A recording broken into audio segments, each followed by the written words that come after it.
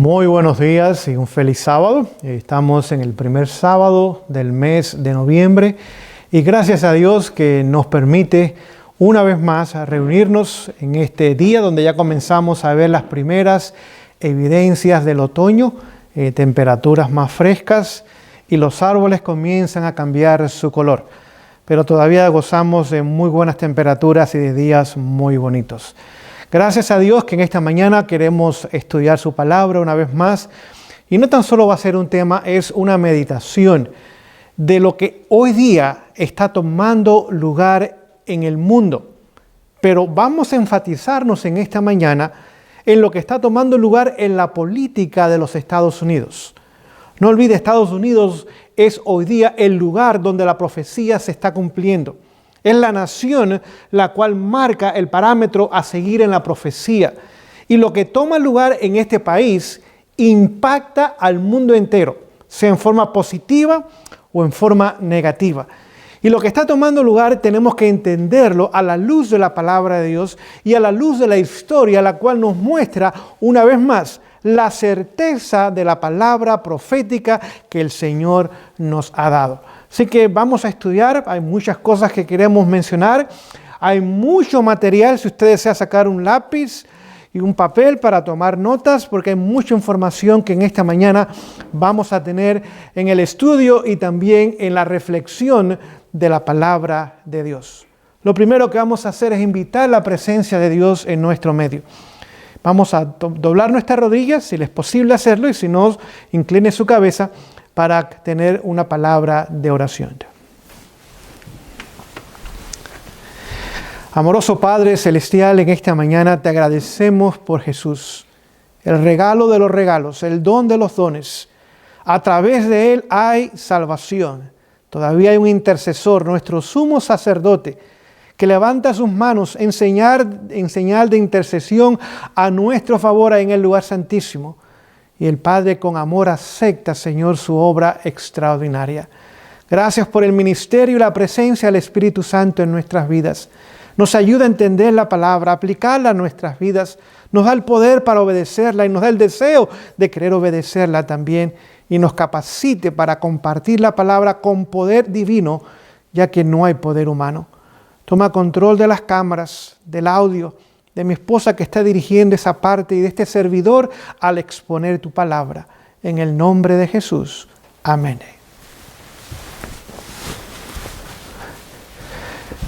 La palabra de Dios claramente nos dice en el libro de Apocalipsis, y vamos a leerlo, ya que tenemos el tiempo para estudiar en esta mañana, capítulo 13, versículo 11.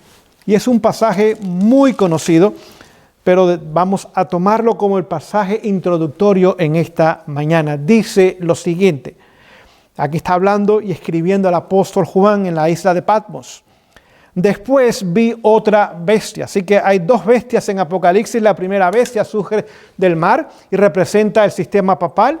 La segunda bestia, y no olvide, bestia significan poder civil, ahora subía de la tierra. Así que después vi otra bestia, otro poder civil, otra nación que subía de la tierra. Es la única bestia en profecía que surge de la tierra, que significa lugar poco poblado.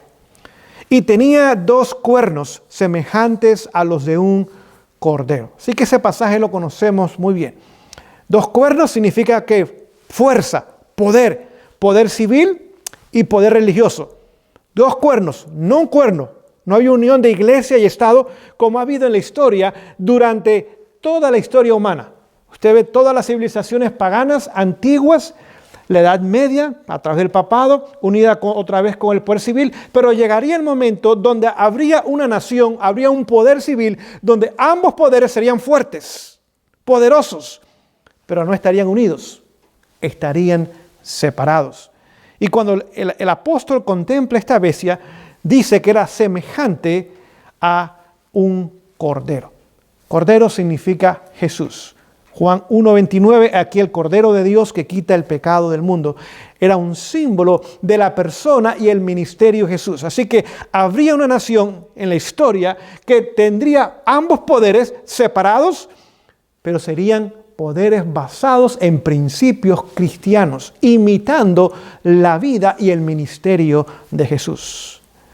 Pero dice el mismo versículo, pero hablaba como un dragón. Así que llegaría un momento donde habría un cambio enorme, de cordero a dragón. Y el dragón en Apocalipsis 12:9 es Satanás, es el diablo. Así que, ¿qué pasaría para que una nación cordero llegase a ser una nación satánica, bajo el control completo y absoluto del enemigo de las almas? ¿Cómo tomaría lugar esto? Bueno, el resto del capítulo nos habla de cómo esa transformación o metamorfosis tomaría lugar en la historia de esa nación que representan los Estados Unidos de Norteamérica. Leyéndoles en el libro Conflicto de los Siglos, página 494, hay una declaración sencilla, pero nos ayuda a entender lo que realmente significan estos dos cuernos. Dice lo siguiente: el republicanismo, poder civil, y el protestantismo, poder religioso, vinieron a ser los principios fundamentales de la nación. Eso lo tomamos de Apocalipsis 13:11. Así que el espíritu de profecía simplemente lo que hace es que complementa lo que ya está establecido, enseñado, dicho y declarado claramente en la palabra de Dios. Así que el republicanismo representa el poder civil. Protestantismo representa el poder religioso. ¿Qué es el republicanismo? Es el gobierno de la ley, donde la ley se aplica a todos por igual, desde el presidente hasta el ciudadano que acaba de nacer.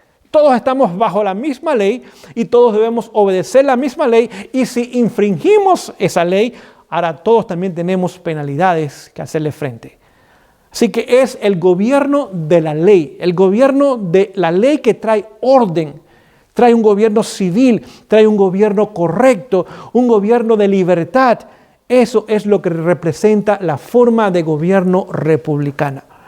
El protestantismo es ahora la fe cristiana, basada en que sola escritura, era la frase principal de la reforma. Sola escritura, solamente la Biblia. Que es un protestante, es aquel que basa sus decisiones, basa su vida en lo que la palabra de Dios enseña. Así que nos hace ver que esta nación en sus comienzos estaba basada en cristianos que tenían la palabra de Dios como la base de su vida, y el gobierno civil apartado y separado de la iglesia, que tenía su base como la ley, la cual se aplicaba a todos por igual. Continúo mi lectura en esta mañana. Dice, estos principios, noten, son principios. Principios son enseñanzas que están establecidas para siempre. No son una idea, no es una sugerencia. Son principios, continúa diciendo la declaración, son el secreto de su poder y de su prosperidad. Así que lo que hizo que la nación fuese poderosa y también trajese prosperidad a la nación era que ambos poderes existían por igual, paralelos, dos cuernos, pero no estaban unidos. Era un pueblo cristiano, pero el gobierno era secular o era civil, pero no estaba en contra de la religión, ni tampoco ahora favorecía a la religión, sino que la ley hacía que todos fuesen tratados por igual. Y esos dos elementos es lo que trajo el poder y la prosperidad a esta nación. Si vemos a nuestros países de Latinoamérica, ¿por qué nunca tuvieron poder? Ni nunca han tenido prosperidad. Lo que hay es pobreza, miseria, corrupción. Porque la forma de gobierno no es republicana. La forma de gobierno en sus inicios era una monarquía. Y después llegó a ser una democracia. Y la fe nunca fue protestante, era católica. ¿Y qué es un católico? Es el que cree y el que dice y el que hace lo que la iglesia o el clérigo o los seres humanos que dirigen esa organización determinan a favor de él o de ella. Y nunca tuvieron el poder que podían haber tenido como esta nación, ni nunca alcanzaron, ni lo harán ya en la historia, es muy tarde para eso, la prosperidad que esta nación tuvo. Y la cita termina diciendo: los oprimidos y pisoteados de toda la cristiandad se han dirigido a este país con afán y esperanza. Así que este país fue creado como un centro de refugio, como una ciudad de refugio en el antiguo Israel, si usted recuerda, donde los oprimidos y pisoteados de la cristiandad ahora podían venir y encontrar un lugar de paz, de prosperidad y de libertad. Sí, por eso es que la gente no entiende Estados Unidos. Estados Unidos no fue hecho para cualquiera persona. Estados Unidos fue hecho como un lugar de refugio para aquellos que eran pisoteados y oprimidos por la unión de la iglesia y el Estado en sus hogares. Digamos, usted tiene gente que migra aquí de todo el mundo. Budistas, musulmanes, hindúes. ¿Conocen ellos estos principios? No entienden estos principios. Les gusta la nación, les gusta vivir en ella, pero no promueven ni el republicanismo y mucho menos una fe cristiana basada en la palabra de Dios. Y a través de esta inmigración, gente buena, no son gente mala, pero jamás han vivido en libertad. No hay un país musulmán, no hay un país budista, no hay un país hindú donde realmente haya libertad de conciencia y haya libertad de expresión y haya libertad para escribir y haya libertad política y haya libertad de reunión como lo hay en los Estados Unidos. Lo que hay es tolerancia en el mejor de los casos y en muchas ocasiones lo que hay es persecución activa, aun causando la muerte de aquellos que tienen una religión o un pensar diferente. Ahora, esos millones de seres humanos emigran a este país, pero no entienden el país, les gusta el país y se benefician de él, pero no entienden su mentalidad, no les ayuda a promover los principios que fueron el secreto de su poder y su prosperidad. Pero no tan solo ellos. Viene mucha gente también latinoamericana en su mayoría y no entienden. Porque en nuestros países lo que hay es democracia o tiranía. Y número 2, catolicismo. Y vienen a Estados Unidos y no entienden la razón por la cual esta nación existe y no defienden ni el republicanismo ni tampoco el protestantismo. Los mismos principios que trajeron el fracaso a nuestros países en Latinoamérica, esos mismos principios ahora los traen con ellos, quizás sin darse cuenta. Su forma de pensar no ha cambiado el país, han cambiado ahora de lugar de residencia, pero el mismo fracaso que trajo a sus países, ahora lo traen con ellos a este país y lo incorporan al pensar de esta nación. Y quienes apoyan y quienes promueven es aquellos que están trabajando para destruir lo que queda de esta nación. No olvide, esta nación ha estado bajo ataque feroz, pero camuflajeado por más de 200 años. Ninguna nación ha estado tan atacada como esta nación por más de 200 años. Ha sido la mano poderosa de Dios, del Omnipotente, que ha intervenido constantemente para no permitir que el enemigo de las almas, el enemigo de la libertad, el padre de mentira, que quiere destruir al pueblo de Dios y los principios de la palabra de Dios, no destruyera de una vez a esta nación como lo ha hecho con tantas otras naciones. En el año 1814, vamos a la historia por un momento, tomó lugar allá lo que se conoce en la historia como el Congreso de Viena. Estaba Pío VII, el Papa de aquel entonces. Estaba la monarquía europea, reunida en su mayoría, allí también. Y dijeron, un momento, esta reunión es con un objetivo muy especial. Miren lo que está pasando en Estados Unidos. No hay monarquía, ni hay catolicismo, pero hay libertad y hay prosperidad. Y esa forma de gobierno republicana, protestante, pero separada, que es la forma de gobierno constitucional basada en una república con una constitución buena, basada en principios cristianos, como la de un cordero, que garantiza, porque la ley humana o las constituciones no dan libertad. Dios es el que da las libertades. Pero la Constitución refleja que Dios da esas libertades y que ahora garantiza y protege esas libertades para todos sus ciudadanos por igual. Esa forma de gobierno representativa y también constitucional tenemos que eliminarla. Muy peligrosa para la monarquía y para el papado. Lo segundo es que tenemos que restaurar otra vez el poder papal y también ahora traer otra vez la forma de gobierno que había en la Edad Media, la Iglesia unida con el Estado, la monarquía ahora bajo el control del papado, pero trabajando hombro a hombro y mano a mano para tomar control de las naciones. Lo tercero que hizo Pío VII es que restauró la orden jesuita. Iba a ser el ejército que iban a usar, que iba a encabezar y a dirigir este proyecto en contra de las libertades del mundo entero en general, pero en particular, en específico, en contra de las libertades de los Estados Unidos. Por eso no es casualidad que vemos que en 30 años de historia, 6 presidentes norteamericanos trataron de quitarle la vida. Andrew Jackson fue el primero de ellos. Hubo 2 atentados en contra de su vida, pero no lograron matarlo. William Henry Harrison, en el 1841. El de Andrew Jackson fue en el 1835. Después, cuando viene el siguiente presidente, William Henry Harrison, 1841, lo asesinaron, envenenado. Después viene Zachariah Taylor, 1850, asesinado también a través del veneno. Franklin Pierce, 1855, un atentado contra su vida, pero no lograron quitarle la vida. James Buchanan, el siguiente presidente, 1858, trataron de envenenarlo, pero otra vez tan solo fue un atentado contra su vida, no lograron hacerlo. 1865, Abraham Lincoln, ahora sí lograron quitarle la vida.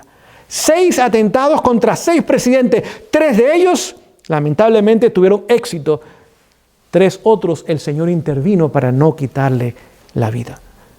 Pero vemos que cuando Lincoln muere, el objetivo no era tan solo quitarle la vida al presidente, era dar un golpe de Estado. El objetivo era que esa noche el vicepresidente Andrew Johnson, Ulysses Grant, que era el jefe del ejército, el jefe de los Estados Unidos en ese entonces, y el señor Stewart, que era el secretario de Estado, los 4 iban a estar allí en el Teatro Ford, en esa ocasión, y a los 4 los iban a matar, y de esa forma dar un golpe de Estado, ya que acababa el sur de entregarse y reconocer que había perdido la guerra y que el norte la había ganado, y era un momento donde el gobierno era extremadamente frágil, y fácilmente podían hacerlo pedazos y dar un golpe de Estado contra el país para destruirlo completamente. No olvide el mismo presidente Abraham Lincoln, un hombre que Dios puso en un momento de crisis en el país porque Dios sabe lo que va a tomar lugar. Y Abraham Lincoln en el año 1860 gana la presidencia. Un partido nuevo, el partido republicano. Ese partido surgió en el año 1854, allá en el estado de Wisconsin, donde un grupo de hombres se reunieron y dijeron, vamos a establecer un partido que ahora ayude a garantizar la república. Y por eso lo llamaron el Partido Republicano. Era un partido también protestante. Y ese partido republicano estaba basado en 3 principios muy, muy sencillos. El primer principio, el que acabamos de mencionar, vamos a mantener nuestro país, no una democracia. Todas las democracias, ellos podían verlo en la historia, terminan en anarquía, en revolución y en problemas.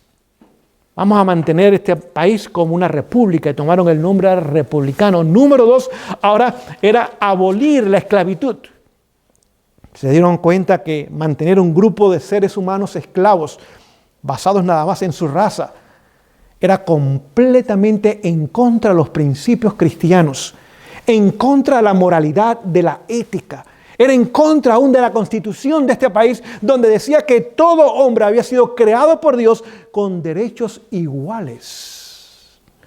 Y dijeron, tenemos que eliminar la esclavitud, aunque cueste lo que cueste, aunque cueste una guerra, tenemos que poner fin a la esclavitud. La raza negra necesita ser libres. El tercer punto de la plataforma de ellos era tierra gratis. Es decir, ellos sabían, cuando fundaron el país, que aquellos que vivían en el campo son la gente más libres que hay. La gente que no depende del gobierno, autosuficiente. Ellos producen sus propios alimentos, tienen su propia agua, tienen su madera, tienen sus animales, tienen todo lo necesario para vivir por sí mismos y aún producen para dar o para vender a otros. Por algo el presidente Jefferson dijo, mientras nuestro país se conserve como un país donde la mayoría esté en el campo, será un país libre.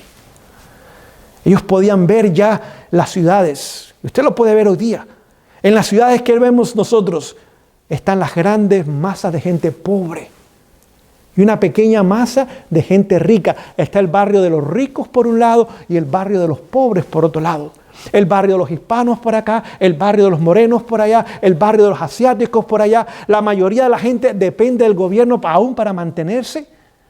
La gente tiene temor al crimen, a la delincuencia, a la inmoralidad, a la drogadicción, al alcoholismo, al tabaquismo. Todas esas cosas existen en grandes cantidades en las ciudades. Y estos hombres que se reunieron allí en Wisconsin dijeron, no, vamos a darle tierra. Hay mucha tierra en el país. Vamos a darle tierra a cada familia. Cada familia va a tener tierra gratis con la condición de que no puede vender esa tierra. Tiene que vivirla y tiene que prepararla. Y de esa forma podemos mantener el país como una república libre, sin dependencia del gobierno. Ellos ya habían visto la historia pasada. No olvide cuando Estados Unidos, todavía no era Estados Unidos, era una colonia de Inglaterra nada más. Cuando la primera colonia tomó lugar en el año 1807, en lo que hoy día es Virginia. Y el pueblo le llamaron Jamestown, en honor al rey James o Santiago, que fue el que trajo la traducción de la Biblia. Y la traducción mejor que ha habido de la Biblia es la Biblia de King James Bible, o la Biblia traducida bajo la autoridad del rey Santiago. Cuando ellos llegaron allí, ahora le pusieron el nombre de Jamestown en honor al rey. 1620, los famosos peregrinos ahora llegan a lo que hoy día es Massachusetts. Y allí establecieron ellos ahora su colonia. Ambas colonias eran cristianos. Cuando llegaron dijeron, vamos a adoptar un sistema de economía al estilo socialista. No vamos a tener propiedad privada. Propiedad privada, no. Vamos a compartir todo lo que tenemos entre todos por igual. Y establecieron lo que ellos llamaban comunas, donde no hay propiedad privada, donde cada familia va a estar viviendo al lado de la otra familia y cada familia ahora va a depender de otros para tener lo que ellos no tienen, y de esa forma ahora ellos crearon estas colonias. Es decir, Estados Unidos, antes de ser nación, ya aprobó el socialismo. En Jamestown por 2 años y en Plymouth, Massachusetts, por otros 2 años. ¿Qué pasó al final de los 2 años? Se estaban muriendo de hambre. Pobres, no tenían nada.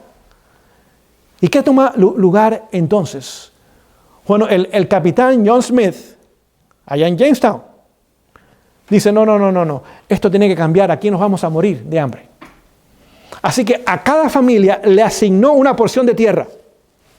Dice, esta va a ser tu propiedad, ustedes la van a cultivar, ustedes la van a cuidar, y lo que ustedes hagan allí es su decisión. Es interesante, porque lo mismo tomó lugar en Massachusetts, con William Bradford. Ahora, William Bradford se dio cuenta, un momento, aquí nos estamos muriendo de hambre. Póngase a pensar, ahora venía la cosecha de papas, y lo que se cosechaba, ahora se dividía, tanto para esta familia, que tiene tanto de familia, tanto para la otra familia. ¿Y qué pasó con aquel que la cosechó? Pues el que no trabajó, le tocaba lo mismo que el que había trabajado.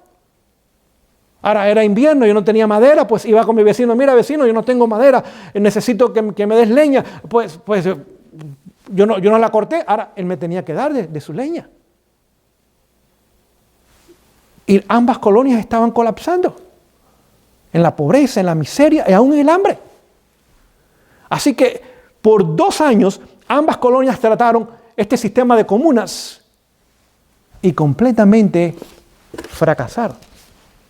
Así que ahora descartaron ese sistema socialista de gobierno y ahora establecieron la propiedad privada y el ser humano como responsable por su propio bien. No tiene que depender de otros ni del gobierno El Señor nos ha dado 2 manos, 2 pies, un cuerpo que puede trabajar y una mente capaz de hacerlo. No es razón por la cual no podamos nosotros mantenernos. Así que de esa forma, ahora vemos cómo el país comenzaba entonces ahora a avanzar basado en estos principios. Pero vemos los ataques desde el mismo comienzo casi de la historia comenzaron a ver contra esta nación. La guerra civil, la guerra más sangrienta que ha tenido Estados Unidos. Más de 400,000 hombres, el ejército de la Unión o del Norte, murieron en esa guerra. 350,000 hombres del ejército confederado o de secesión murieron en el sur de los Estados Unidos. En total, más de 750 millones de personas murieron como soldados, sin contar otras muertes que usualmente vienen como resultado de la guerra durante la guerra civil, la guerra más sangrienta que ha tenido Estados Unidos. Es más, si usted combina todas las demás guerras que Estados Unidos ha participado hasta el momento, todavía la guerra civil está en primer lugar en cuanto a la causa de muertes debido a la guerra. Vemos ahora que esta guerra fue terrible y casi destruye el país. ¿Quiénes estaban detrás de esto? Otra vez vemos que los jesuitas estaban a través de esto. Es interesante porque el único poder que reconoció a Jefferson Davis, que era el presidente del Ejército del Sur o de los Estados del Sur, el único poder que reconoció a Jefferson Davis como presidente y le dijo que aún deseaba éxito en sus esfuerzos en la guerra fue el Vaticano. Envió una carta diciéndole: señor presidente, estamos con usted. Así que estaba a favor de la esclavitud porque el objetivo era dividir Estados Unidos. Si tú divides, conquistas. Era destruir esta nación que el Señor había levantado bajo estos 2 principios. Y ahora por establecer otra vez el tipo de gobierno que existió durante la Edad Media. Es más, después de esa carta, el 75% de los soldados de origen irlandés que pertenecían a las tropas del norte desertaron del ejército.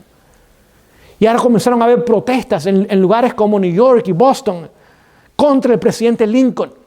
Es decir, que no tan solo tenía que enfrentar a sus enemigos en el sur del país, sino que ahora le levantaron enemigos dentro del norte.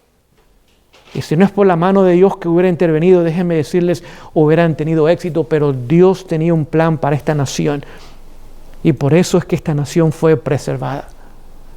Es más, el jefe del ejército durante durante la guerra civil, el general George McClellan, si mal no recuerdo su apellido, McClellan, no estoy seguro cómo se pronuncia su apellido. Este hombre que dirigía las tropas del norte, a propósito muchas veces, hizo cosas para que las tropas del sur avanzasen y tuviesen éxito. Llegó el momento que el presidente Lincoln tuvo que despedirlo. Y fue el opositor del presidente Lincoln en las elecciones del año 1864. Adivinen a qué fe pertenecía este hombre. Era católico. Así que el Vaticano estaba dirigiendo al sur, por un lado, y a propósito, el que disparó la primera bala para el comienzo de la guerra civil fue un jesuita en Carolina del Sur. Y dio el inicio a la guerra civil, la más sangrienta que ha tenido esta nación. Y ahora nos damos cuenta cómo aún dentro del ejército, ahora comienzan a haber desertores, ya que estos irlandeses, en su gran mayoría católicos, ahora estaban siguiendo las directrices que venían del Vaticano. Ahora, ¿por qué odiaban tanto a Lincoln? Más que a otros presidentes quizás del pasado. Bueno, en primer lugar, Lincoln defendió al sacerdote Hinckley. Este hombre era un sacerdote, pero comenzaba a ver la corrupción que había dentro del sistema y comenzaba a exponer esta corrupción. De repente lo acusan de haber violado a una mujer. Por supuesto, eso significaba que no tan solo iba a perder su posición como sacerdote, sino que iría a la prisión por el resto de su vida. Pero Lincoln lo defiende. Y lo defiende de tal forma que este hombre queda absuelto. Y se demostró claramente que las acusaciones eran inciertas, eran falsas y motivadas por personas que querían el mal personal contra el sacerdote Chiniquy. Note, Lincoln tomó este caso. Es más, cuando este hombre dice, ¿cuánto le debo, señor Lincoln? Dice, $20. Él pensaba que al menos iban a ser $500 o más por la defensa que él había tenido. Dice, dame tan solo $20. Pero ahora este hombre comienza a llorar. Y cuando estaba llorando, el presidente dice, ¿por qué lloras? Padre Chiniquy, ¿por qué estás llorando? Dice, estoy llorando por tu vida. Porque allí en la audiencia habían 12 jesuitas. Yo los conozco. Y yo podía ver en sus ojos el odio que hay contra ti. Y yo sé que vas a tener que pagar con tu propia vida. Queridos, la historia está llena de las cosas que realmente nos tienen que llamar la atención. Y cómo por más de 200 años esta nación ha estado bajo un severo ataque, la cual hoy día vemos casi completamente concluido.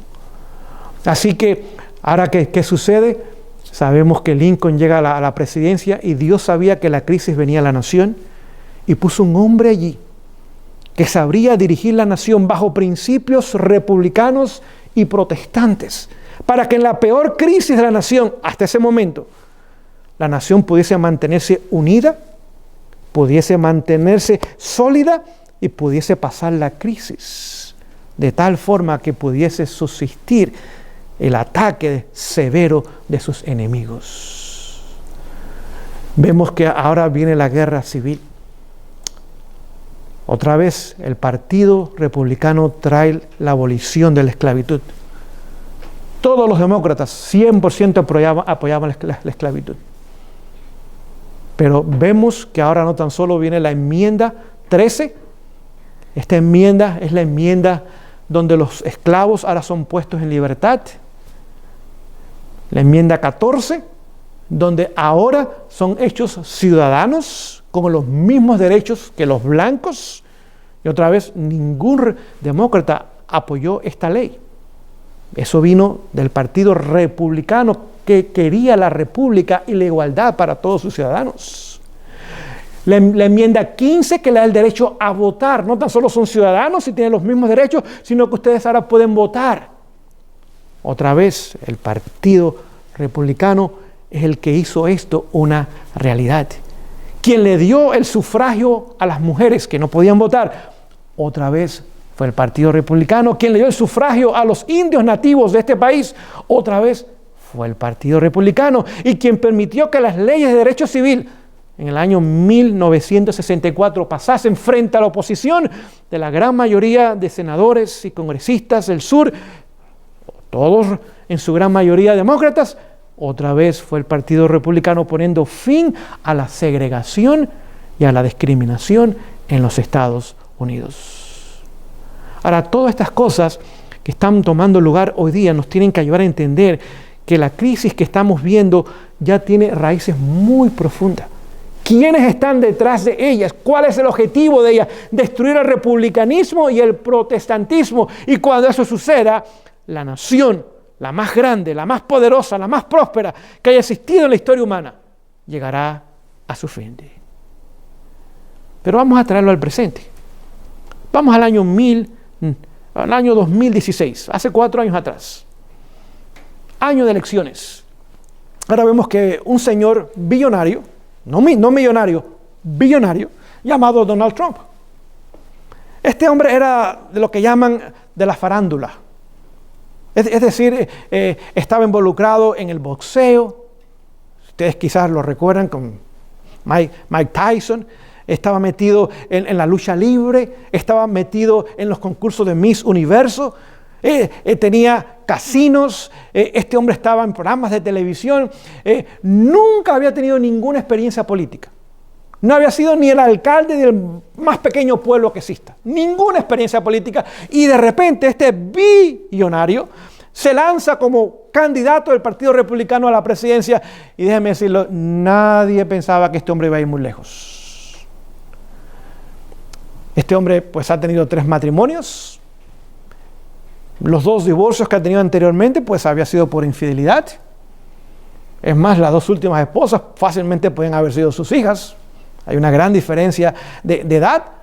Del año 1999 hasta el año 2010, por 11 años, apoyó económicamente más al Partido Demócrata que al Partido Republicano. Y de repente aparece, de la nada, este billonario conocido en el mundo del negocio, pero sin ninguna experiencia política, nadie lo tomaba en serio, y de repente se lanza a la candidatura. ¿Y cuál fue la sorpresa? Que llegara a las elecciones y la noche de las elecciones quedase electo como el presidente de este país. Una sorpresa para el mundo entero. Yo creo que ese año de elección fue el último año de elecciones honestas y transparentes en su gran mayoría en los Estados Unidos. Ya no va a haber más elecciones de ese tipo. El sistema electoral está siendo manipulado y controlado, ha sido alterado, y ya las famosas elecciones limpias, libres, yo creo que ya han llegado a su fin en esta nación. Es más, las encuestas ponían a la señora Hillary Clinton entre 8 a 15 puntos más que él. Así que la gente esperaba que llegase el día de la elección y Hillary Clinton sería la siguiente presidenta sin nada más. Y simplemente Donald Trump pasaría a la historia como un candidato más que no llegó a hacer nada ni logró sus éxitos. Pero eso no fue lo que pasó. Ahora, no olvides, el sistema de elección de los Estados Unidos es diferente al sistema de elecciones de todo el mundo. Los ciudadanos directamente votan a los representantes. Si la Casa de Representantes o el Congreso, la Casa Baja, cada 2 años la gente vota por esos representantes. Originalmente los senadores no eran electos por el pueblo, sino que los legisladores de los estados lo elegían. Es decir, cada estado era como un pequeño laboratorio dentro del país. Tenían sus propias leyes, su propia constitución. Era como un mini gobierno dentro de un gran gobierno. Cada estado, ahora los legisladores decidían quién iban a ser los 2 representantes o los 2 senadores representando ese estado. Así que el estado tenía mano en el gobierno federal. Pero lamentablemente hace más de 100 años atrás eso cambió y ahora los senadores son electos por el pueblo. Ese no era el plan. Los que fundaron este país sabían muy bien lo que estaban haciendo y el presidente no era electo por el voto popular, sino que era electo por el voto electoral. Muy diferente. Los demás países cuando tienen elecciones simplemente cuentan los votos, el que tuvo más votos, ese ganó. No en los Estados Unidos. En los Estados Unidos la votación es de todo el país. ¿Dónde usted encuentra hoy día la gran mayoría de la gente? En las ciudades. ¿Y quiénes eligen a los políticos hoy día? En su gran mayoría, las ciudades. Porque están las grandes masas de gente viviendo en las ciudades, pero no en los Estados Unidos. Es una elección de todo el país vota por el presidente. No es el país donde el presidente es electo por las ciudades. Póngase a pensar, el país tiene 3.141 condados. ¿Saben cuántos condados ganó Hillary Clinton? Aunque ganó el voto popular. Tan solo ganó 57 condados. Es decir, muy poquitos condados. ¿Saben cuánto ganó Donald Trump? 3.084 condados. Así que cuando usted ve el mapa del país, casi todo es rojo. Porque cuando el país cuenta todos por igual, el país votó realmente por Donald Trump. Las mayorías ¿dónde vinieron? De las ciudades. ¿Quiénes están en las ciudades? Usualmente son la gente que ha emigrado a este país, que no entiende el país. Y que quieren un gobierno que los mantenga y que los sostenga. La educación gratis, medicina gratis, rentas gratis, arriendos gratis, alquileres gratis, que les subsidien la comida, que le den comida, que tengan bancos de comida para ellos, que aún el subsidio de la transportación pública.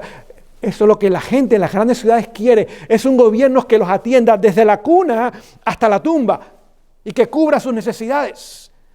Pero los que fundaron este país dijeron, no, eso no está correcto. La elección es de todo el país y todo el país tiene que ser contado. Por lo tanto, cuando vino la elección, Hillary Clinton no ganó ni el 10% de los condados del país. Realmente ganó menos del 2% de los condados de todo el país. Pero cuando usted ve ciudades como New York, Los Ángeles, Chicago y muchas otras ciudades, ella sí ganó mucho más, a veces 3 y 4 veces más votos a favor de ella que a favor de Donald Trump. Pero cuando usted mira las ciudades, eso es lo que pasó. Pero cuando mira el país, pasó exactamente lo opuesto. Digamos, en el año 2000, el presidente Bush, hijo, fue el presidente electo. Aunque Gore obtuvo más votos que él, más de 500,000 más de votos que Bush, pero ganó el voto electoral. Bill Clinton es electo en el año 92 y no tuvo 50% del voto de la nación. En el año 96 es reelecto y no tuvo tampoco el 50% del voto nacional, pero ganó el voto electoral. Sí, la nación cuando vota, vota la nación. No tan solo se cuentan unos lugares que están superpoblados y los demás son descartados. Y por eso es que el voto popular hoy día es tan odiado, quieren eliminarlo, porque es fácil controlar a la gente en las ciudades para que voten como ellos quieren que voten, compran sus votos. Pero es muy difícil controlar a toda una nación tan grande de 320 millones de personas. Hoy día sabemos que las cosas han ido cambiando porque desean quitar ese voto electoral. Y no dudo que llegue el momento que lo puedan hacer. Hoy día hay 29 estados, de los 50 estados, donde hay más votantes, póngase a pensar, que residentes. ¿Qué da lugar a eso? Fácilmente a que pueda haber fraude electoral. Hay 8 estados donde hay más personas registradas para votar que hay personas que pueden votar. Hay más de 3 millones de personas que están registradas en varios estados. Así que es muy fácil que una persona aún vote 1, 2 y 3 veces quizás. Pero lo peor que están haciendo hoy día es lo que se llama cultivar votos. Cultivar votos. ¿Qué sucede el día de las elecciones? Van a los asilos de ancianos, van a las iglesias, van a las casas, van a los trabajos, van a las tiendas, van a los casinos, a todos los lugares donde hay gente. Y estos grupos políticos ahora llevan votos y la gente allí supuestamente vota. Pero les hago una pregunta, ¿qué sucede con los votos al ser transportados de un lugar a otro? Nadie sabe. Les voy a poner un ejemplo. Las elecciones hace 2 años atrás, elecciones por el Congreso. En California, David Valadao era el representante republicano y esa noche aún su opositor públicamente dice, pues llamé a mi opositor y le he dicho a David que felicidades, él ganó las elecciones por más de 5,000 votos. Por la mañana, cuando se levantan, las noticias declaran que Cox, que era el otro, que supuestamente había perdido y aún había reconocido que había perdido, había ganado por 862 votos. ¿Qué pasó durante la madrugada con estos votos cultivados? Lo que llaman harvesting votes. ¿Cómo es que todos estos votos llegaron? En su inmensa mayoría, en un distrito conservador, republicano, en su mayoría, el 80% o más eran a favor de Cox. Y ahora lo llevaron a ganar. Es decir, que fraude se está cometiendo. ¿Quién sabe con esos votos, si los que no les convenían, pues los pusieron en un fuego, los enterraron, los tiraron a la basura? ¿Quién sabe lo que hayan hecho con ellos? Hay 11 estados hoy día que permiten que personas no ciudadanas, aunque la Constitución claramente dice que la votación es para los ciudadanos, ahora puedan votar en algunos casos. Y aún ciudades como Chicago y San Francisco permiten que personas aún indocumentadas, ilegales, puedan también votar. Así que vemos cómo las elecciones transparentes, limpias, han llegado a su fin, Vemos que el año 2016 fue una sorpresa para el mundo entero, incluyendo ese servidor. Yo jamás pensé que ese señor iba a ganar, pero fue lo que pasó. Ahora, una sorpresa que nadie lo esperaba, era como que David le ganó a Goliat, cuando todo el mundo pensaba que fácilmente Goliat iba a ganar. Este señor ahora trae una agenda que es primero América. Es nacionalista, es patriótico. Comienza a hacer y a decir cosas que el nuevo orden mundial no aprecia ni quiere.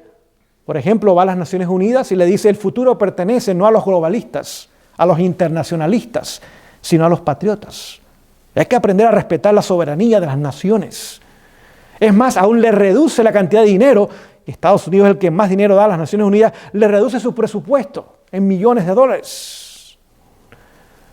No apoya la inmigración ilegal, porque esta inmigración ilegal es orquestada, financiada por el papado, para atraer a millones de católicos y aún a evangélicos, pero estos evangélicos simplemente son la hija de Babilonia, no entienden el país. Y lo que póngase a pensar de los que han venido a este país en los últimos 10 años, reciben más dinero que los ciudadanos de este país en ayudas. Más dinero. Va a llevar al país a la bancarrota, simplemente no pueden continuar dando millones y millones y millones de dólares. Así que eso le demuestra, porque hoy día los medios de publicaciones quieren demostrar que Estados Unidos es un país malo, es un país racista. Un momento, hay millones de seres humanos que quieren venir a Estados Unidos. Les voy a poner ejemplo. Hace 4 años atrás estuve en Kenia en una campaña de evangelismo. Por las noches pasábamos de regreso frente a la embajada americana, allí en Kenia, en Nairobi. Me extrañaba que en las noches habían hileras, habían colas, habían filas de personas que dormían a la intemperie. Y les pregunté, bueno, ¿y por qué esta gente aquí duerme a la intemperie? Dice, no, que quieren tomar un turno para entrar a la embajada americana a ver si pueden ir a los Estados Unidos. Si Estados Unidos fuera un país racista, ninguna persona de raza negra quisiera venir a Estados Unidos. Pero había cientos de personas durmiendo noches enteras para una cita, no para que van a venir, para una cita a ver si pueden emigrar a los Estados Unidos. Es interesante, cerquita allí estaba la embajada china. Nadie estaba formado, nadie estaba durmiendo pasaba noche ahí para emigrar a China, ni de día, porque no hay ningún interés. Millones de hispanos quisieran venir, millones de asiáticos quisieran venir, no tan solo africanos. Es cierto que pueden haber personas racistas, estoy seguro que las hay, en todos los países los hay. Aún en nuestros países hispanos las hay. Hay racismo. Si usted es más blanco, si usted tiene ojos azules o ojos verdes, usted tiene pelo, es visto como superior. Los pobres indios son inferiores, son maltratados, son de segunda clase. Así que el racismo existe en todos los países, pero no quiere decir que los países sean racistas. Hay algunas personas racistas, sí las hay, como las hay en todo el mundo. Es más, en la misma Kenia donde yo estuve, depende a qué tribu usted pertenece, es su nivel social. Es como en la India, depende de qué casa usted pertenece, es su nivel social. Pero millones de gente, el mundo entero quisiera vivir en los Estados Unidos, lo cual demuestra que el país en sí no es racista, aunque haya personas que sean racistas. Otra vez Donald Trump estuvo en contra del famoso cambio climático. Es un fraude. No el cambio es cierto, pero las soluciones es de control de las economías y de la prosperidad de las naciones. Es controlar todo lo que tiene que ver con cada nación y con cada ciudadano que vive en el planeta Tierra. No aceptó el Tratado de París. Comenzó también a rechazar los tratados de comercio, los cuales favorecen las grandes empresas, y los negocios pequeños ahora están siendo extinguidos y eliminados poco a poco. Le quitó todo el presupuesto a la Organización Mundial de Salud, que simplemente es una agencia más del papado. La OTAN le dijo, deben ustedes dar más dinero para su defensa nacional. No dependan de los Estados Unidos todo el tiempo para defenderlos ustedes. Y comenzó a detener el avance de China en su plan de control político y económico mundial. Es decir, él es como una piedrita en el zapato. Usted puede caminar, pero molesta y duele. Y por eso hoy día le están haciendo la guerra.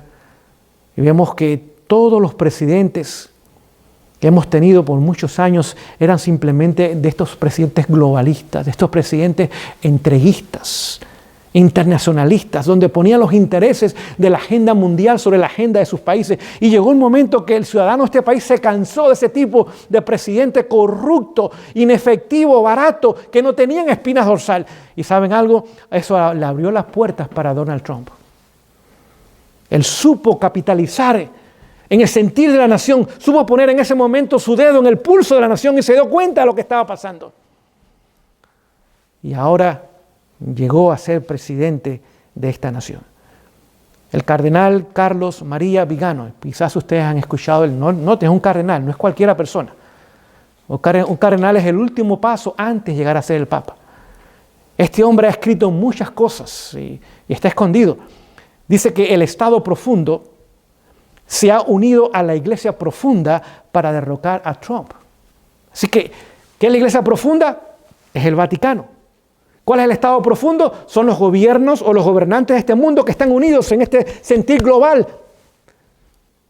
Los grandes empresarios y magnates, hombres ricos, como los de Facebook y Google y Twitter, y tantos otros multimillonarios y aún billonarios, dando inmensas cantidades de dinero para derrocar otra vez al presidente actual. Es más, muchos llamados republicanos se han levantado diciendo, no, vamos a apoyar al candidato de la oposición, porque estos son globalistas también. Es interesante, me he dado cuenta estudiando muchos de estos que se han levantado supuestamente republicanos en contra del presidente, son católicos. Pero al mismo tiempo muchos católicos son fervorosamente y ardientemente defensores de Donald Trump. Están divididos.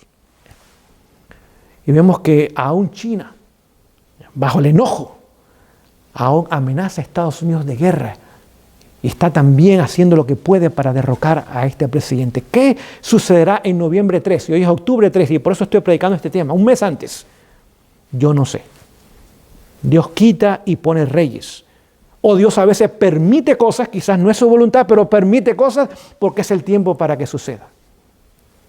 Si ganase otra vez el presidente Trump, la oposición se va a rebelar y va a crear caos como no lo hemos visto en esta nación. Manifestaciones, actos de vandalismo, negocios robados, quemados, destruidos, saqueados. Vamos a ver un levantamiento, pues la oposición no se va a dar por vencido, como hemos visto. Lamentablemente, si gana, les puedo decir a él, si estuviera en mi presencia, que si gana va a tener los 4 años más difíciles de su vida delante de él. Porque la van a hacer la guerra abiertamente. ¿Quién sabe si no termine aún los 4 años? No olvide, él tiene 74 años, ya no es un joven. Puede tener una enfermedad y puede morir. O puede ser que le hagan un juicio político para destituirlo como presidente. O puede simplemente que le quiten la vida de una forma u otra. Así que no sabemos, o al menos yo no sé qué pasará de aquí a un mes, pero sí le estoy diciendo que pase lo que pase, Estados Unidos estará entrando en momentos de crisis inmensa. Si ganase el opositor, el señor Joe Biden, el país estará otra vez en manos del papado 100%. El nuevo orden mundial, que es la agenda papal, tendrá ahora a un hombre que como títere fácilmente lo puede mandar y gobernar.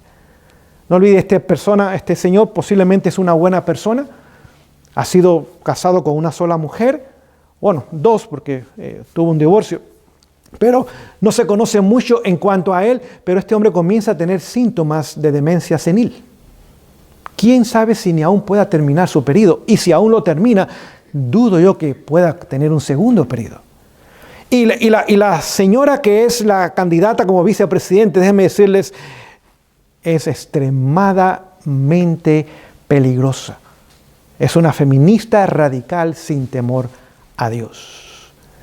Es decir, que las enseñanzas de la Revolución Francesa ahora fácilmente podrán repetirse en los Estados Unidos y en el mundo entero.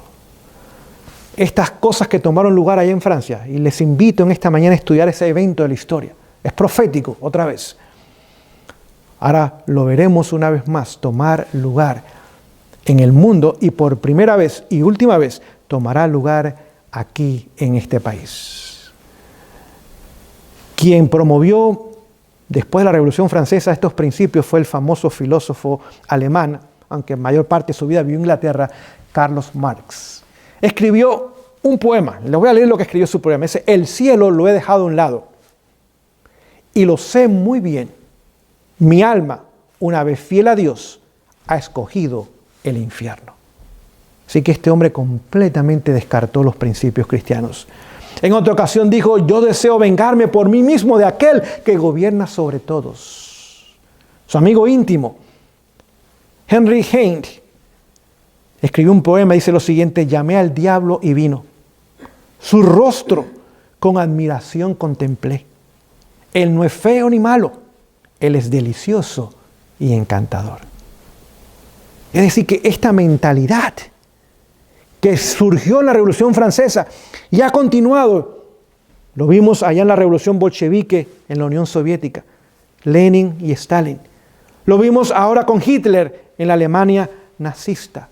Lo vimos con Mussolini, lo vimos con Pol Pot en Camboya, con Mao Zedong en China, Fidel Castro y su familia en Cuba, Maduro en Venezuela, Daniel Ortega en Nicaragua, Idi Amin en Uganda y muchos otros casos pudiéramos ver estos gobiernos totalitarios de control donde han traído masacres, la ruina, la pobreza. Llegará a esta nación. Lamentablemente hoy día el Partido Demócrata ha abrazado completamente los principios o las enseñanzas de la Revolución Francesa. Lamentablemente el Partido Republicano, muchos de ellos han abrazado los mismos principios. Pero en este partido quedan unos pocos, muy pocos a propósito, que todavía aprecian la república y el protestantismo. Todavía quedan algunos hombres y mujeres de principios. Y lamentablemente cada vez su voz se escucha menos, mientras vemos que la otra agenda avanza más y más. Ahora, no importa quién gane, 4 cosas van a continuar tomando lugar. Número 1, el país se va a endeudar más y más y va a marchar más hacia el socialismo. Número 2, más intervención de los Estados Unidos en otros países, intervenciones militares y no militares en otros países, demostrando su superioridad militar. Número 3, menos derechos constitucionales. Número 4, más inmoralidad y criminalidad. La vida será insoportable en las grandes ciudades. Cuando el presidente Ronald Reagan fue inaugurado el 20 de enero del año 1981 allá en la Casa Blanca, por primera vez ahora el presidente iba a la ala del oeste en la Casa Blanca y tomó su voto mirando el obelisco. Esa señal, nos dice el sacerdote o ex sacerdote Rivera, Alberto Rivera, de origen español, fue jesuita por muchos años, después se convirtió a la fe cristiana y comenzó a exponer el sistema. Cuando tomó ese cambio, antes se hacía en el lado este, ahora comenzó a hacerse en el lado oeste, hasta el momento continúa haciéndose, pero Reagan fue el primero en tomar ese voto, mirando al obelisco. Era una señal para todos los jesuitas del mundo entero, que toda organización religiosa había sido puesta bajo el control de ellos. Y ahí vemos aún en nuestra iglesia en ese tiempo el conflicto con Desmond Ford. No creo que fue casualidad, fue algo que vino para demostrar quién comenzaba a tomar control aún de nuestra iglesia. En el año 1984 el presidente Reagan ahora establece relaciones diplomáticas con el Vaticano. Estados Unidos reconoce a Roma como un poder civil, ya era religioso, pero ahora civil.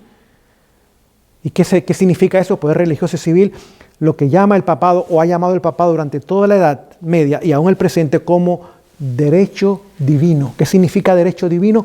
Que ellos tienen el derecho divino de gobernar las naciones, poder civil, y de gobernar la iglesia y la conciencia de la gente. Si usted ve en el escudo del papado, ¿qué es? Hay 2 llaves, una de oro y otra de plata. La de oro es el cielo, lo espiritual. La de plata es lo civil. Y nosotros tenemos la llave en la mano del cielo y de la tierra. Dios está bajo nuestro control, pero los gobernantes también están bajo nuestro control. Y cuando Estados Unidos reconoce al Vaticano como un poder civil, ahora reconoce ese Estado superior al Estados Unidos. Y desde entonces ha estado trabajando en abierta y muy estrecha relación con Roma, sean republicanos o sean demócratas. Cada institución católica, hoy día su lealtad es esa embajada que representa a Roma en Washington, D.C. No es al país donde están establecidas esas instituciones. Y cuando vemos al presidente Trump y su esposa doblar sus rodillas delante de la estatua de Juan Pablo II, un hombre fallecido, y orar para que él intervenga a favor de América. Me da a entender claramente que este hombre no entiende lo que es la república ni el protestantismo. Por supuesto, Biden es católico, educado y preparado por ellos. Tampoco le entiende estas cosas.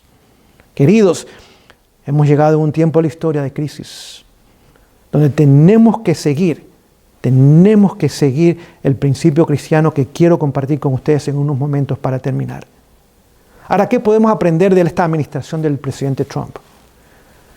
Que si usted tiene principios y tiene el valor de presentar esos principios y mantenerse firme en esos principios, como él ha hecho en algunas cosas, usted va a recibir desprecio, odio, rechazo, crítica, traición aún de sus propios partidarios, aborrecimientos de muchos por creer la verdad. ¿Qué piensan ustedes que pasará con el pueblo de Dios al final de la historia humana? Nada más vea, fácilmente usted puede ver hoy día el ataque contra este hombre, de la derecha y de la izquierda, del extranjero e interno. Y es por algunos principios. ¿Qué sucede cuando usted y yo tengamos que exponer todas las verdades, exponer todas las iniquidades de todos los sistemas humanos corruptos? El mundo entero ahora vendrá en contra de nosotros. Lo que ha pasado con él es para advertirnos a nosotros cómo la televisión, la radio, toda la gente importante, toda la gente de dinero estará contra el pueblo de Dios. ¿Cuál ha sido la reacción del presidente Trump? Pues ojo por ojo y diente por diente. Allá en Twitter él escribe y critica y pone a la gente en su lugar porque él supuestamente no tiene pelos en la lengua. Pero ¿qué debemos hacer nosotros? Nosotros debemos, como Jesús, soportar la crítica, las injusticias, las mentiras, soportar el insulto, el oprobio, abofeteado, escupido, azotado, condenado injustamente, y no abrió su boca. Como cordero fue al matadero, y allí dio su vida para que todo aquel que cree en él no se pierda, mas tenga vida eterna. Ese carácter de Jesús tenemos que tenerlo hoy día, o estar en preparación para tenerlo, para que cuando llegue ese momento tan crítico, usted y yo podamos reaccionar como Jesús reaccionó. Juan 14, 27 dice: paz os dejo, mi paz os doy, no como el mundo la da. El mundo no da paz, yo os la doy. Juan 16, 33 dice: aflicción tendréis en el mundo, pero no se preocupen, yo he vencido al mundo. Gálatas 5, 22 y 23 nos dice que tenemos que tener el fruto del Espíritu, el amor, el gozo, la paz, la paciencia, la benignidad, la bondad, fe, mansedumbre y templanza. Queridos, es el tiempo de la historia donde usted y yo necesitamos exactamente ese carácter maravilloso. Quiero leerles de 1 de Pedro, capítulo 2, versículo 21, dice lo siguiente en adelante: porque para esto fuisteis llamados, dice el apóstol Pedro, pues que también Cristo padeció por nosotros, dejándonos ejemplo, para que vosotros sigáis sus pisadas, el cual no hizo pecado, ni fue hallado engaño en su boca. Escuchen, quien cuando le maldecían, no respondió con maldición. Cuando padecía de amenazas, no amenazaba, sino que se encomendaba a aquel que juzga justamente. Si en esta experiencia que ha pasado el presidente bajo tantos ataques y amenazas y desprecios y mentiras y calumnias que han levantado contra él, es para ayudarnos a entender lo que va a pasar con nosotros. Y este grado con él es muy pequeño en relación con lo que pasará con nosotros al fin. Pero dice el apóstol Pablo que Jesús nos dio ejemplo y que sigamos ese ejemplo. Y necesitamos ese hermoso carácter. Quiero terminar leyéndoles 1 de Timoteo, capítulo 2. Escuchen, dice el apóstol Pablo, bajo inspiración divina, exhorto. Que es una exhortación, es un mandato en amor.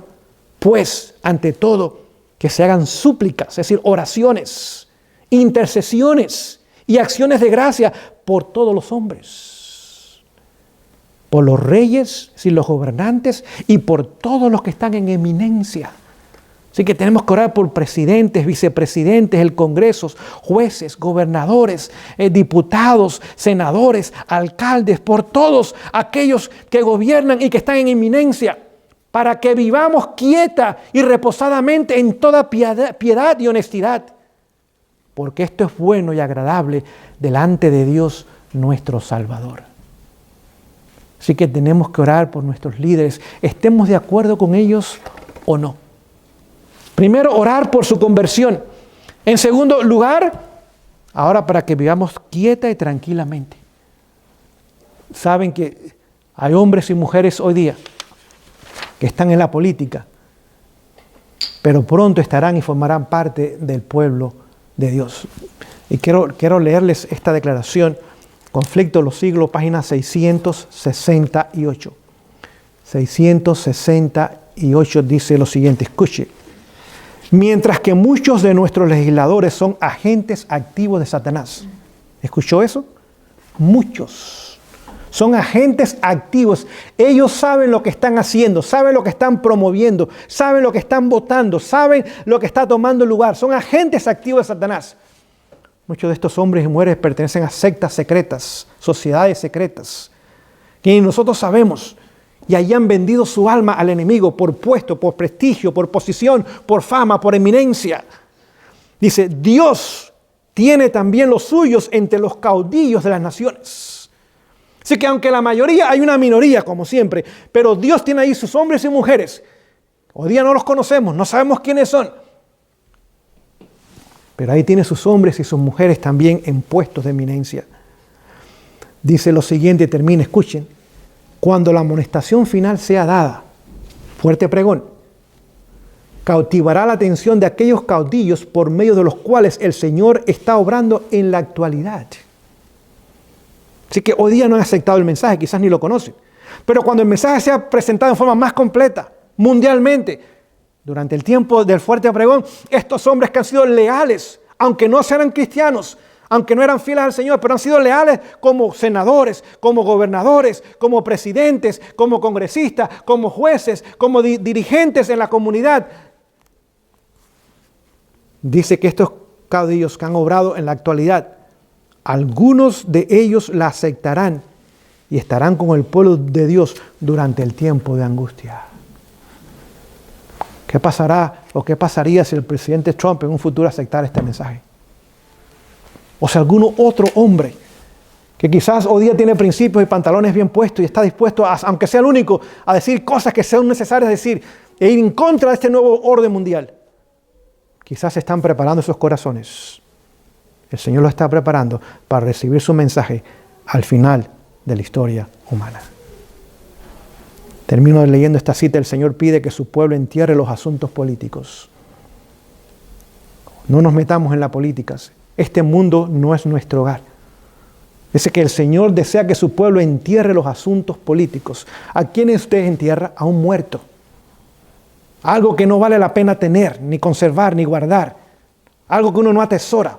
Algo que lo único que uno puede hacer con él es enterrarlo porque su valor es cero. Dice que su pueblo debe hoy día enterrar los asuntos políticos. Veía hace unos días atrás un comercial político donde un pastor adventista en Virginia aparece ahora promoviendo la candidatura de Joe Biden a la presidencia. Claramente tenemos consejo, esto no debemos hacerlo. Nosotros no podemos votar con seguridad por partidos políticos, ni demócratas, ni republicanos, ni ningún otro partido, no importa el país que usted pertenezca. No podemos con seguridad. ¿Saben por qué? Y aquí lo dice, porque no sabemos por quién estamos votando. Estos partidos políticos están bajo el control de Satanás y sus agentes humanos. Y ponen gente y quitan gente. Y son títeres. Están gobernados. No gobiernan, están gobernados. Dan la cara, pero realmente siguen la agenda del enemigo. Nosotros no podemos con seguridad, esta palabra regresa otra vez, seguridad, con seguridad, tomar parte en esquemas políticos. En campañas a favor o en contra de alguien o de algún partido. No es nuestro lugar. Nosotros no podemos trabajar para agradar a hombres que usarán su influencia para reprimir la libertad religiosa y poner en práctica medidas que llevarán u obligarán a otros a guardar el domingo como el santo día de sábado.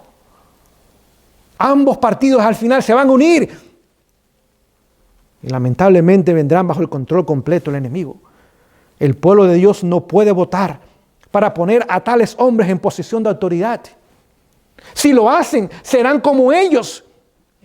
Serán responsables como ellos de los pecados que ellos cometieron mientras estaban en posiciones de autoridad. Esto viene de un libro que tan solo está en inglés, Fundamentos de la Educación Cristiana, página 475, párrafo 2, capítulo 61. Si usted tiene el libro en inglés, usted lo puede leer. Está dirigido a nuestros profesores y también a administradores en las escuelas. No nos involucremos en asuntos políticos. Nuestro interés es el reino de los cielos y su justicia, no las cosas de carácter terrenal. Que el Señor nos bendiga en esta mañana. Que esta información pesada, mucha historia, podamos meditar en ellas y pedir que el Espíritu Santo nos dé el discernimiento para cómo aplicarla, cómo compartirla. Otros tienen que saber y conocer estas cosas para que el Señor nos dirija en todo y podamos como pueblo de Dios cumplir la misión y el cometido que el Dios nos ha dado. Predicar este Evangelio eterno a toda nación, tribu, lengua y pueblo. Se invito de rodillas a terminar con la oración. Amoroso Padre Celestial, en esta mañana te damos gracias por este momento de estudio en esta mañana. Señor, hay mucha información y hay mucho más que podía haber mencionado, pero nos encontramos en momentos críticos de la historia de este mundo y de esta nación sobre todo. Y queremos que tú dirijas nuestras vidas, nuestros hogares, nuestras iglesias, pero que también dirijas nuestras naciones.